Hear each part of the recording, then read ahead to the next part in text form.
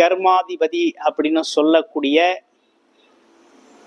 வேலை தொழில் ஸ்தானத்துல 10க்கு உடையவர் அவரே ஆட்சி பெற்று வக்ரவ நிலையில இருக்கிறார் சனி பகவான்.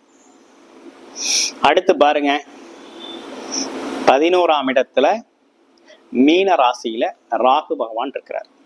இப்படிப்பட்ட கிரக அமைப்புகளுக்கு உங்களுக்கு என்ன விதமான செயல்பாடுகள் இருக்கும், என்ன செய்யலாம் அப்படிங்கிறத ரொம்ப தெளிவா பார்க்கிறோம்.